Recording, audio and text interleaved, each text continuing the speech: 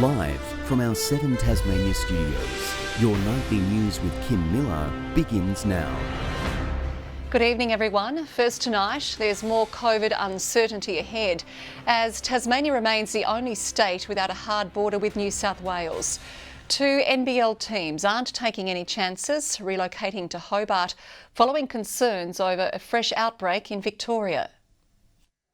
Bags packed and kids in tow. 2 NBL teams touching down in Hobart this morning, fleeing Melbourne following revelations of a new COVID cluster. So yesterday we got a phone call around 3 o'clock that we're moving to Tassie at 7 in the morning, so we all just had to pack our bags and work out what we're doing with our family and dogs and whatever at home. A frantic rush to get out. Less than 24 hours notice for the southeast Melbourne Phoenix and New Zealand Breakers. It's been tough. Luckily our bags were only just unpacked a few days ago, so in Melbourne for about 2 weeks and then straight down here, and then we'll see what happens with the league and what happens in Melbourne. We can make the adjustments. We'll practice over here, we'll play a few games, there will be a few teams, and we'll prepare ourselves for the season. 2 more teams could be joining them in the coming days. It's unclear how long they'll be based here, with the season set to start in less than 2 weeks. So I think a lot depends on what happens in Melbourne, I guess, the next few days, and what the government's doing with border restrictions and whatnot. And they're not the only ones worried about rising COVID numbers across Australia. Embattled Victorians hoping these new cases aren't the start of another wave. Here, Public Health is monitoring the situation in both Melbourne and Greater Sydney, others shutting their doors. But Tasmania remains the only state without a hard border to New South Wales. Well, if the situation demanded a different border response to protect Tasmanians, we would follow that advice. At the moment, that is not the case. Late today, Wollongong was added to the list of medium risk areas. From midnight, anyone who's travelled to Tasmania from there must quarantine for 14 days. And while many are anxious for answers, the government is reassuring Tasmanians. If any changes are warranted to our current border arrangements, we would act on that. Meg Sides, 7 Tasmania News. The search for a sailor missing off Tasmania's coast has been called off after his yacht was found empty. Authorities say the experienced solo yachtsman left New South Wales on an 18-metre vessel on Boxing Day, heading towards Deal Island in Bass Strait. But there's no confirmation he arrived. His yacht was located last night with no one on board. This morning, the search for the man was abandoned, with rescue crews citing survivability reasons for the decision. Tasmanians have hailed in the new year, one of the only regions in the country to be able to hold large-scale gatherings. Despite some major events cancelled, revellers found ways to mark midnight, with not even a pandemic stopping traditional fireworks displays. It was a year unlike any other, but 2020 finished in a familiar way, with Beerfest attracting people from all over. Everyone's having a great time. Still a lot of tourists around from, not the hot spots. So, that's great to see. And, Launceston's really thriving tonight. This edition was the toughest challenge yet for organisers. Yeah, it's quite rewarding. It's been really great. It was quite hectic and stressful getting these gates open, especially across 3 sites. We're really glad this one went ahead because we just had none of these events, and we really do. The small craft producers around Tassie, we really rely on these events to make our money.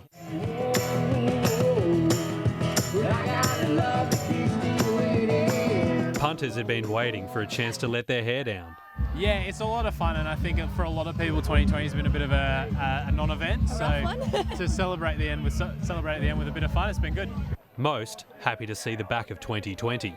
What's been the worst thing of this year? Bad cray prices. Are you a cray salesman or a cray buyer? A cray fisherman. Oh. Yeah, times are tough. Can you buy me a beer? There was no taste in Hobart, but the waterfront was still packed, revellers crowding to get a glimpse of the fireworks. Police were quite busy. The waterfront was highly populated, mainly probably due to the lack of the Falls Festival. 12 of the state's 23 arrests were in the south, but police today took the opportunity to praise the behaviour of those celebrating. So overall, Tasmania Police is quite happy with the behaviour of the Tasmanian community. 2020 was finally sent out with a bang. And 2021 has everyone hoping for something more. Hopefully get some normalcy again, but otherwise just spending time with family and having fun. I just want to keep learning and keep growing as a person. Just keep on learning everything, adapting and learning. Learning, growing, and I also want to run. Josh Duggan, 7 Tasmania News. A capacity crowd of 3,500 people witnessed Glass Warrior take out this year's Longford Cup. Following a big New Year's Eve, the country race day backed up with its relaxed atmosphere in what's a yearly tradition for many. New Year's Day saw many nursing a sore head. Yeah, we're a little bit dusty this morning, had to get up and work, and we're struggling, but we're coming good again. But that didn't stop thousands from pouring in the gates at the Longford Cup. We do get a lot of people from the northwest coast. We get a lot of people from Launceston booking, and they just love the day. Yeah, it's a good atmosphere. It's a good day, and yeah, the weather's holding out nice, so it's lovely.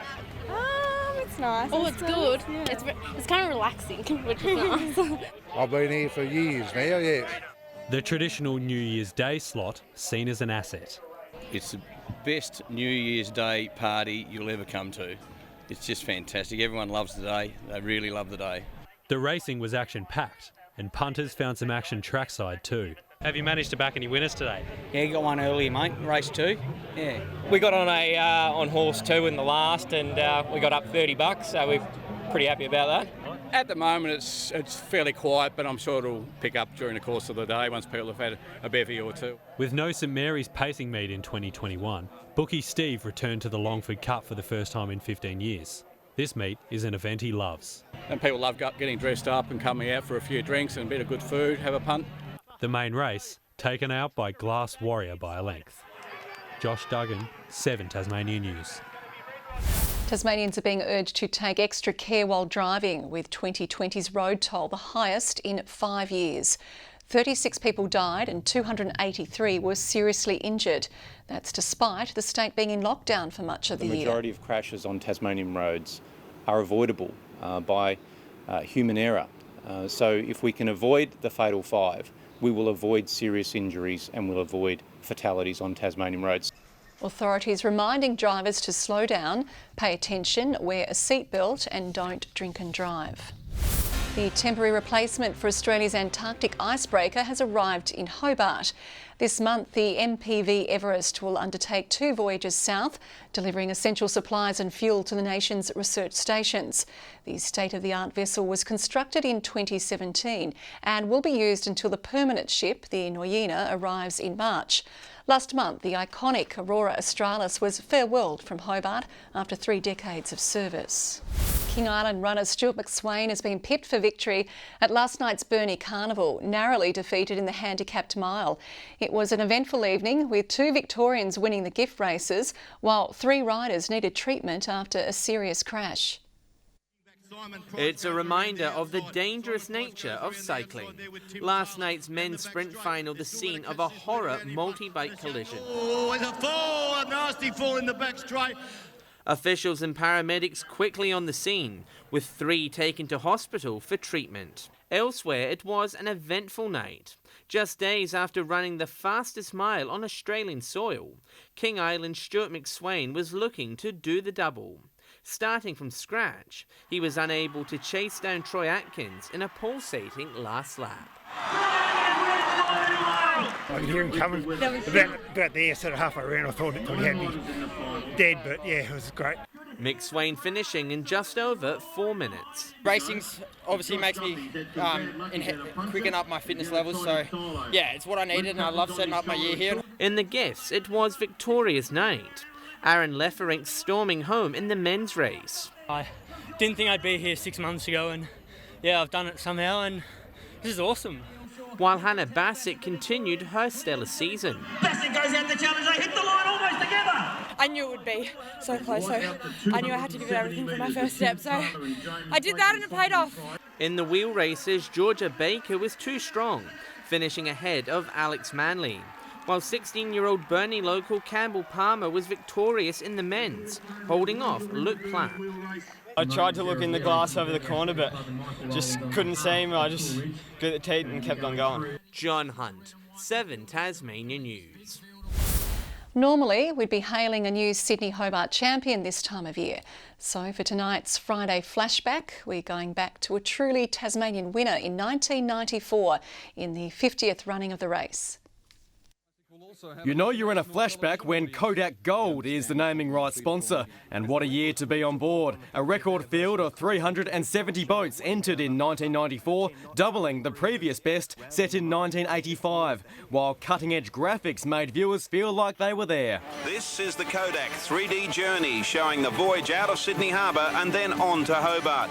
The reality was the maxi-ketch Tasmania set the pace. Skippered by Bob Clifford, a 24-man crew steered clear of trouble out of the harbour, while the huge field caused Sydney-like bumper-to-bumper traffic for the smaller yachts. It's touching there at the moment, trying to get round this mark. Tasmania's biggest threat would be the famous Brindabella, but by the time the pair reached Bass Strait, our island's namesake had regained the lead. There would be little time for admiring their work though, with a fierce battle of wits taking place as they sailed towards the finish. But Clifford would be credited with a fine tactical move which gave Tasmania the edge. He didn't let down the thousands packing Hobart's waterfront as the sun rose just before 6 in the morning.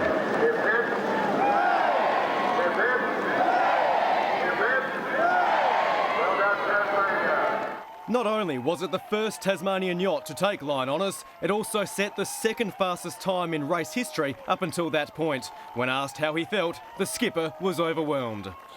I haven't quite come to grips with that yet. I just had the first taste of the champagne. I'll tell you about 10 o'clock tonight. The boats would become open bars as revellers welcomed in 1995 the 50th running of the race, one to savour. Tom Johnson, 7 Tasmania News. Good evening everyone. 23 degrees in Launceston today, Devonport 21, 20 in Burnie and Hobart reaching 18. Strahan the state's maximum today with 25 degrees, 23 in Ouse, the Islands both 20, 19 in Low Head and Friendly Beaches and St Helens and Grove both 18. Broken low-level cloud can be seen about the east of the state today with scattered low-level cloud elsewhere. Further out, cloud, mainly associated with thunderstorms, can be seen over southeastern and northern Australia. Cloud elsewhere over the continent is associated with shower activity. Tomorrow's chart shows a high-pressure system over the south of the Tasman Sea and to the southwest of Western Australia. A cold front approaches southwestern Tasmania, while troughs remain over the mainland. Southeast to northeasterly winds tomorrow 10 to 20 knots, although east to southeasterly to 25 knots through Bass Strait. And there is a strong wind warning current for northwestern coastal waters from Sandy Cape to Stanley. Partly cloudy and 23 in Hobart tomorrow, 23 in Medina, Oatlands 21, 23 in Launceston, a shower or two and 20 in Devonport, Lyowini a top of 17. Showers increasing and 19 in Burnie and Marrawar tomorrow, Strahan reaching 23. And in the east, 19 in St Helens, cloudy and 21 in Swansea and 22 in Orford. And the UV tomorrow is extreme across the state with sunrise expected at 5:40 a.m. Looking on to Sunday now, showers about the north and afternoon showers elsewhere. Showers on Monday, although clearing from the northeast in the afternoon. And on Tuesday, showers about the east but mainly fine elsewhere. 33 in Perth tomorrow, mostly sunny in Adelaide, 27 in Melbourne and a shower or two in Sydney and Brisbane. And currently Hobart 18 and partly cloudy, mostly cloudy and 20 in Launceston and partly cloudy and 19 in Devonport. And that's Friday's weather, Kim. Thank you very much, Chelsea, and that's all your news for this first day of 2021. Louise will join you over the weekend. The cricket is next here on 7 Tas. Good night.